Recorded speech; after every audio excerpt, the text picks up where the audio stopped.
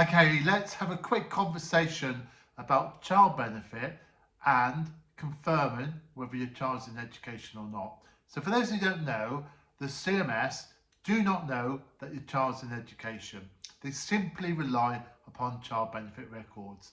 And the way they do is they do an automatic check, and if the child benefit's still being paid, that's it. As far as they're concerned, your child is in education. So no arguments about whether it's X number of hours per week. It's just a simple case of the child's in education.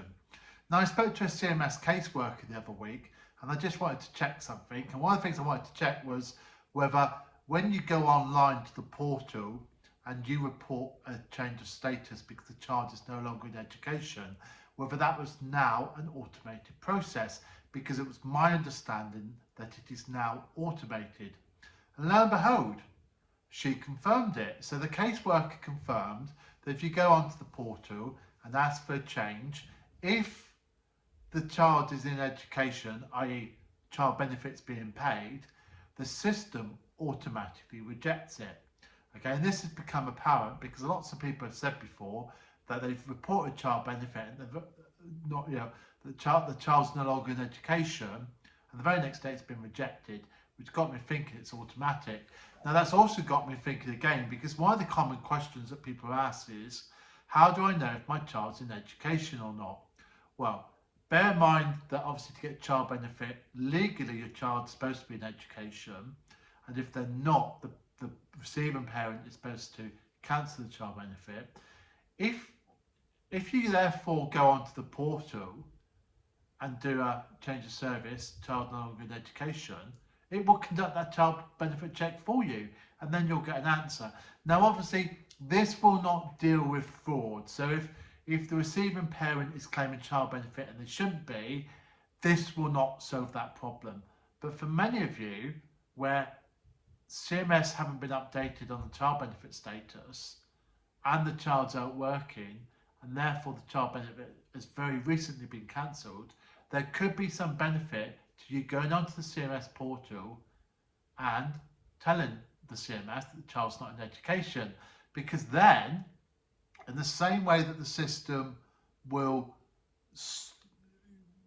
force you to continue paying if the child is in education, it seems logical to me that if the child is not in education, when that check comes back and says, child benefit's not being paid, it's logical to assume that that will close the case.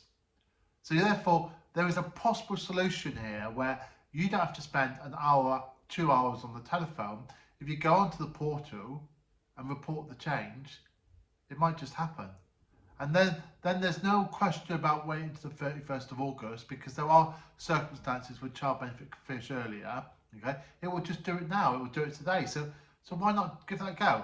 Okay, I don't suppose many of you will be successful on this, but surely it's got to be worth a try rather than spending an hour or 2 hours on the phone to CMS.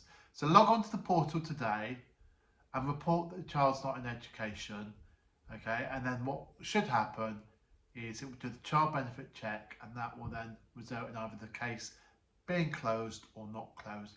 I guess what probably happens is if the child's no longer in education, it probably it requires some sort of intervention by a caseworker. But I don't think you need to worry about that. I think you just need to report it.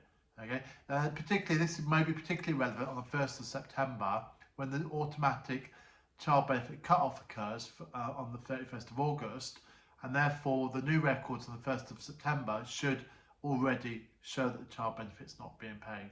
Okay, I think that's a good plan. Why don't you get on and do that? Thank you very much. Have a good day.